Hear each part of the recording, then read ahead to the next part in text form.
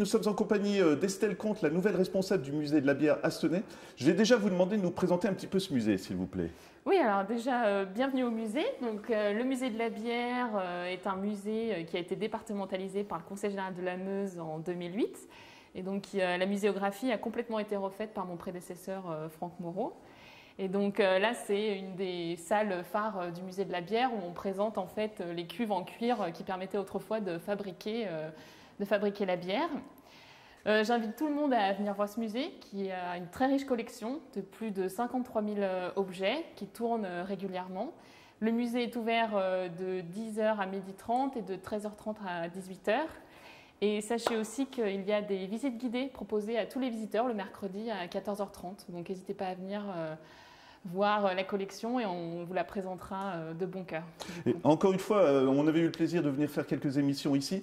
On parle du musée de la bière, mais aussi c'est une plongée dans l'histoire parce que c'est vraiment passionnant et c'est très beau à découvrir. Hein. Exactement. En fait, le musée de la bière se présente en différentes sections. Donc il y a toute une première section du musée qui est une section matières premières en fait, où on explique les matières premières nécessaires à la fabrication de la bière. Et après, il y a tout un déroulé historique de la fabrication de la bière depuis les origines de l'humanité jusqu'aux époques très récentes. En fait, jusqu'au XXIe siècle. Donc il y a toute une étape, enfin le musée se présente en une succession d'étapes et elles sont toutes très bien présentées par une médiation assez riche au niveau des textes, des effets sonores. Il y a aussi des vidéos qui vous présentent aussi la fabrication de la bière. Et si vous avez des enfants, il y a aussi un parcours enfant dédié aux enfants, donc tous les publics sont bienvenus au musée de la bière. Et pour les collectionneurs, si je ne me trompe pas, je me souviens, il y a une collection de magnifiques affiches hein, qui ont pour sujet la bière, tout simplement. Exactement. En fait, le musée se termine en fait avec la partie publicitaire de la production de la bière. Et on a une très grande salle René Dupuis, qui est un des fondateurs en fait, du musée de la bière. Et on présente toute une série d'affiches autour de la thématique bière. Et les affiches sont régulièrement changées. Et il se trouve que là, il y a quelques mois, les affiches ont été changées. Donc si vous voulez venir découvrir les nouvelles affiches du musée de la bière, je vous invite à venir les voir. Et on fera, dernière précision aussi, musée de la bière, découverte des bières aussi de la région, hein, dans un petit café, on va dire, un petit bistrot. Exactement, parce que du coup, le musée de la bière se présente en deux entités. Il y a la collection gérée par le Conseil général, mais aussi la taverne à la fin du musée de la bière, gérée par en fait une association qui est à l'origine en fait du musée de la bière, appelée le Groupement archéologique. Et donc, il gère la taverne, qui est un lieu très convivial. Vous pouvez déguster plus de 40 sortes de bières venues de tous les continents. Il y a aussi de nombreuses animations appelées les animétés, donc je vous invite à aller voir la page Facebook de la taverne où vous verrez tout le programme d'animation de la taverne. Et c'est vraiment un lieu très convivial et je pense que de nombreux Stonésiens connaissent la taverne du musée de la bière. Voilà, et ben on va parler aussi d'exposition temporaire, centenaire du début de la Première Guerre mondiale oblige, vous proposez une exposition sur ce thème. Exactement, c'est un souhait du Conseil général de la Meuse qui veut donc participer aux commémorations de la Grande Guerre de 14. Un des projets qui a été mis en place par le Conseil général, c'est donc le projet Val d'Art. Val d'Art, c'est en fait le nom d'une association d'art contemporain dirigée par deux artistes, Robert Berkel, néerlandais, et Gerd Bishop, belge.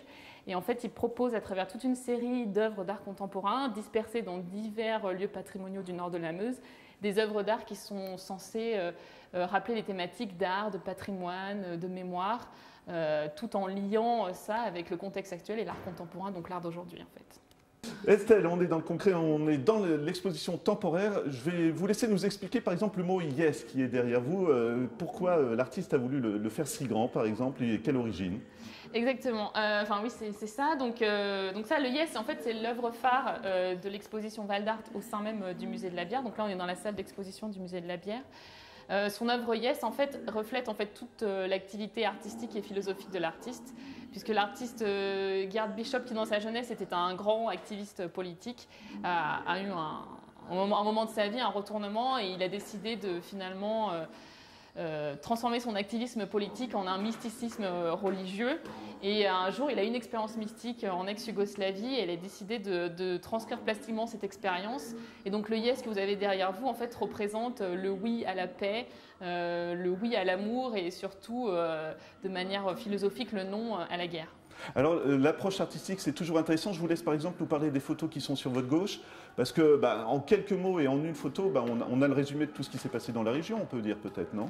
Oui, c'est plus ou moins ça. Donc oui, vous voyez sur la gauche, il y a toute une série de photos Peut-être mis à part la photo de l'entrée de la maison de Robert Schumann.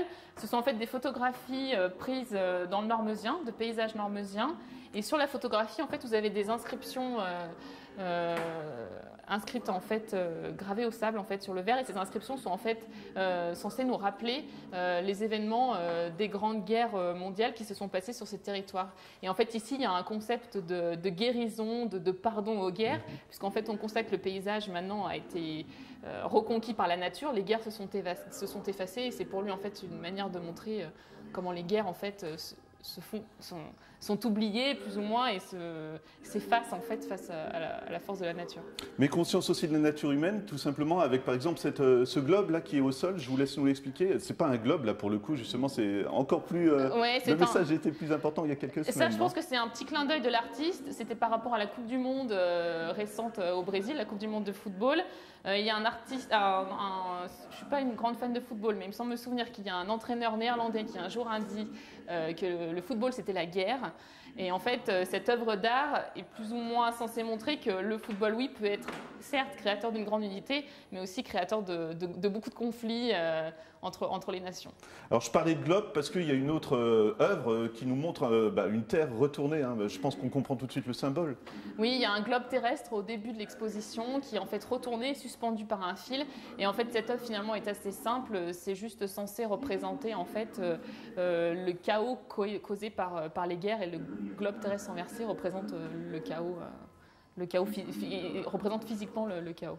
Alors, dernière œuvre aussi, c'est un cube au centre de la pièce. Je vous laisse nous dire à quoi il sert sur le principe. Alors, c'est quand vous rentrez dans la salle d'exposition, vous avez un cube au milieu de la salle. C'est un cube peint en blanc, et en fait, l'artiste invite les visiteurs à rentrer dans le cube et en fait, en s'asseyant sur le coussin qui est placé à l'intérieur, à méditer en fait sur les guerres et plus ou moins refaire son expérience. L'expérience qu'il a vécue en essayant de pardonner en fait aux guerres et essayer de les comprendre de manière pas d'un côté d'activisme politique, mais d'un côté plus amour, paix et guérison. Voilà, on en a fini pour cette première partie de l'exposition. Ouais. On va aller rejoindre Nicolas à l'extérieur qui nous présente la fin de l'exposition. Oui, parce qu'il y a une deuxième œuvre dans le jardin, cette fois-ci créée par un autre artiste. Cette fois-ci, nous sommes en compagnie de Nicolas Lemaire à l'extérieur du musée de la bière à Stenay. Vous êtes le responsable des archives municipales. Qu'est-ce qu'on est en train de découvrir ?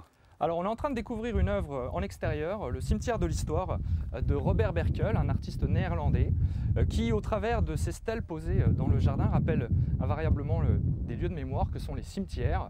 Et 100 stèles sont disposées dans le cimetière, ce cimetière de l'histoire, les 100 stèles pour les 100 dates qui nous séparent des commémorations du début du conflit de la Première Guerre mondiale. Et ces dates représentent les 100 dates importantes de l'histoire de Stenay. Au travers des 100 dates donc choisies par mes soins pour cette exposition de Robert Berkel, on a voulu aussi avoir une sorte de devoir de mémoire, puisque si nous sommes dans les commémorations du centenaire de la Grande Guerre, il est bon aussi de rappeler les différents conflits qu'il y a pu avoir durant la longue et riche histoire de Stenay. C'est aussi donc pour l'occasion des visiteurs du musée de la bière, une tranche de vie de l'histoire de Stenay, de ces 100 dates qui rappellent les 2000 ans d'histoire de notre cité. Alors c'est impressionnant quand même, hein, quand on se promène comme ça, il y a toutes ces dates. Vous avez un petit livret, vous pouvez nous dire pour quelle raison ? Alors effectivement, le visiteur qui va arriver dans ce cimetière de l'histoire va être interpellé par ces dates qu'il ne connaît pas forcément, pas historien pour l'occasion, et le livret permet de faire le point sur ces 100 dates. Le livret est remis gratuitement pour que les visiteurs qui se promènent puissent découvrir cette histoire. Il est enrichi par de l'iconographie, que ce soit des gravures, des images anciennes, des monnaies ou des médailles, et il va pouvoir comprendre l'histoire de notre cité de Stenay, qui a véritablement une histoire très riche, avec des grands personnages qui sont venus ici. Alors c'est impressionnant, encore une fois, je le répète, toutes ces dates, ça représente... Vous pouvez nous donner quelques exemples? C'est ça que je voulais vous demander en fait. Alors bien sûr, on va démarrer avec tout au bout du cimetière la date 275, qui est l'origine certaine de Stenay, puisqu'on a les premières installations humaines, ce sont les gallo-romains qui sont installés ici. Et en 275, la première villa gallo-romaine installée à Stenay, qui a sans doute donné le nom de Stenay, la villa de Cétinus, est détruite par les invasions franques et alamanques, qui qui donc ruine cette première installation humaine. Et puis ensuite, on va avoir des dates clés qui vont lancer véritablement la cité de Stenay, notamment 679, une date en rouge, puisque c'est une date marquée par la mort, puisque à cette date-là, le premier roi mérovingien installé à Stenay, Dagobert II, est assassiné en forêt de Wavre, à la fontaine d'Arfaïs, et c'est lui qui développe véritablement la cité, puisqu'il fait de Stenay une résidence royale. Alors en vous écoutant, ça doit être passionnant tant pour l'artiste, mais pour vous aussi, non? Comme c'est un défi quand même, non? C'est un véritable défi où on va pouvoir mêler des choses très dures dans le sens de la recherche historique, scientifique, au travers des archives, de l'iconographie qu'il a été nécessaire de dépouiller pour pouvoir réaliser ce livret. Et ça permet d'apporter le propos de l'artiste avec ces 100 dates, et on voit deux champs culturels qui se mêlent pleinement au travers de cette exposition. Combien de temps à l'avance pour préparer un travail comme celui-ci? Un travail de fond où finalement on se dit que 100 dates ça va être très simple à récupérer. Eh bien c'est pas le cas, puisqu'il va falloir que j'établisse un choix pour les dates qui me semblent les plus importantes, et du coup j'ai pas pu faire, outre rappeler d'autres dates au sein même de ces dates qui ont été choisies. Eh bien ça représente un travail d'à peu près 4-5 mois de recherche pour ensuite sortir ce livret où finalement en une quinzaine de pages vous allez avoir un condensé de 2000 ans d'histoire. Ce qui est passionnant encore une fois, c'est pour les gens qui ne connaissent pas forcément l'histoire de la région. En faisant une chose comme ça, je pense qu'on a un résumé un petit peu de tout ce qu'on a vécu dans la région, quoi, finalement. Exactement. Alors le passage forcément de gens armés, les grands belligérants qui sont en lutte perpétuelle pour récupérer cette terre et cette localité de Stenay, qui est importante à l'époque, puisque c'est un véritable verrou, une cité fortifiée, idéalement placée sur la Meuse, donc des voies de communication importantes, et elle a été toujours tiraillée entre plusieurs seigneurs, et les conflits armés, c'est finalement la trame de fond de cette histoire de Stenay. Avec des éléments intéressants, puisque outre les grandes dates liées à la politique, on n'a pas non plus oublié des dates charnières qui vont pouvoir permettre aussi à la société, à la ville de se développer. Je pense notamment avec des équipements urbains d'envergure qu'on peut retrouver, puisque c'est une invitation aussi pour le visiteur à se rendre dans la bourgade même de Stenay, puisque le musée est un peu en extérieur, et de découvrir ce petit patrimoine architectural encore en place. Je pense notamment par exemple à la place des Arcades, qui est un symbole de Stenay. C'est cette place qui date du XIIe et XIIIe siècle. Eh bien, c'est un élément original de Stenay, on le voit, border cette place par des arcades. C'est un élément totalement atypique pour Stenay, puisqu'on retrouve ce type de structure dans des villes de plus grande importance. Je pense notamment à Pont-à-Mousson avec la place du Roc, Charleville-Mézières avec la place du Cal, pardon. Mais aussi des villes comme Paris, la place Saint-Louis, ou Metz avec la place du Change. Ça me rappelle un petit peu les conversations qu'on avait eues où on parlait de mouvement de population, non? Est-ce que ça peut rappeler ça aussi, que c'est quelqu'un qui a rapporté ses idées un peu partout? Oui, alors bien entendu, les bâtisseurs de l'époque, il y a des échanges d'idées, et surtout avec ces éléments urbains de première importance, on se rend compte aussi de la richesse de notre cité. Effectivement, avec de l'apport d'une population étrangère qui s'installe ici, qui va permettre à la localité de croître. Il y a une date aussi très intéressante qui est 1321, puisqu'on a des chiffres de population à l'époque, en 1321, alors au Moyen-Âge. Il est encore très compliqué de capter la population pour faire des cités puissantes en termes de démographie. Eh bien, on sait à Stenay qu'il y a 2900 habitants à cette époque-là, soit le nombre actuel de la population. Et ce qui est important, c'est de donner des éléments de comparaison, et j'en parle dans le livret. En 1321, on sait que Nancy, qui va devenir la capitale du duché de Lorraine, cet État indépendant qui vivra jusqu'en 1766, à la mort de Stanislas, eh bien, Nancy, qui est déjà choisie comme capitale du duché de Lorraine, à cette même époque de 1321, ne dispose que d'1 millier d'habitants. On se rend compte que Stenay est une ville de première importance, et une ville qui, vraiment, attire et est en pleine lumière, alors que... suite aux affres du temps, finalement, maintenant, ce n'est qu'une petite bourgade éloignée des grands centres urbains contemporains. Je reviens un petit peu sur ce projet, Val d'Art, ça concerne toute la région, tout simplement. Oui, alors le projet Val d'Art s'installe sur l'ensemble du Nord meusien, au travers des 5 cantons du Nord meusien, et c'est finalement un vrai parcours, un vrai cheminement, puisque les artistes vont avoir des interprétations différentes de cette vision de la guerre, avec des messages de paix, d'amour, mais surtout aussi, encore une fois, au travers de ces expositions artistiques, un message de commémoration, de devoir du mémoire, pour que ces soldats et cette période qui a été très importante pour notre région meusienne, on est les premiers touchés avec les Belges, soient mis en valeur à sa juste valeur. Et l'exposition, c'est jusque quand ? Alors les expositions Val d'Art vont se tenir sur l'ensemble du Nord-Meusien jusqu'au 30 septembre, mais les deux expositions du musée de la bière vont se maintenir jusqu'à la fin novembre. Voilà Nicolas, petite dernière question subsidiaire, je veux dire, parce qu'il y a donc 100 dates comme vous l'avez expliqué, et il y en a des vraiment très récentes, vous pouvez nous dire pour quelles raisons? Alors, des dates très récentes, eh bien, par exemple, on va avoir aussi 2008, puisqu'on se retrouve ici dans le musée de la bière, les jardins du musée de la bière. Au travers de ces 100 dates aussi, on a fait l'histoire du bâtiment. Effectivement, le bâtiment est créé en 1542 par le roi de France François Ier, lorsque les troupes françaises se rendent maîtres de Stenay pour quelques années. Et plusieurs dates vont rappeler l'évolution du musée de la bière. Et cette dernière date de 2008, c'est tout simplement la départementalisation du musée, lorsque cet espace va va entrer sous la gestion du Conseil général de la Meuse. Et puis la toute dernière date, 2014, on arrive aux commémorations du centenaire.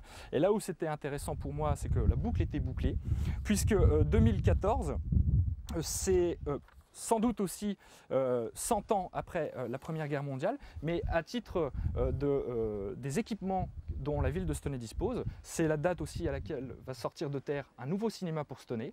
Et tenez-vous bien, le premier cinéma de Stenay avait été lui-même fondé en 1914. La boucle est bouclée, mes 100 dates sont présentes et on peut donc rentrer dans le vif du sujet des commémorations du centenaire et tout simplement mettre en valeur cet important patrimoine historique pour la ville de Stenay. Et ben voilà, on n'a plus qu'à remercier toute l'équipe du musée de la bière de Stenay, parce qu'à chaque fois je vous le dis, je pense que vous le savez, mais l'accueil est vraiment formidable. On invite les gens à venir ici, qu'ils profitent. En plus, il y aura le musée tout simplement de la bière à découvrir, quoi. Tout à fait.